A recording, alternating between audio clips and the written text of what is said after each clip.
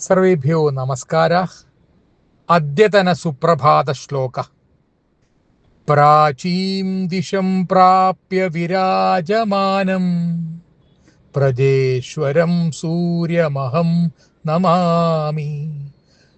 പ്രഭാതമസ്തു വദ്യ മനോഹരം തേ പ്രമോദദായി ദിവസശ്ച മിത്ര.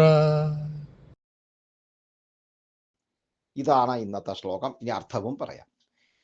പ്രാചീം ദിശം പ്രാപ്യ, കിഴക്കേ ദിക്കിനെ പ്രാപിച്ച്, വിരാജമാനം, നന്നായി ശോഭിക്കുന്നവനും, പ്രജേശ്വരം, പ്രജകളുടെ ഈശ്വരനുമായ, സൂര്യം, സൂര്യനെ, അഹം നമാമി, ഞാൻ നമസ്കരിക്കുന്നു.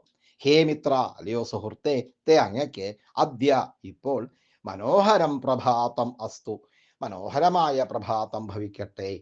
തേ അങ്ങയ്ക്ക്, പ്രമോദദായി, സന്തോഷം നൽകുന്ന, ദിവസഹാച്ച, ദിവസവും, അസ്തു, ഭവിക്കട്ടെ. ഇതാണ് ശ്ലോകത്തിൻ്റെ അർത്ഥം.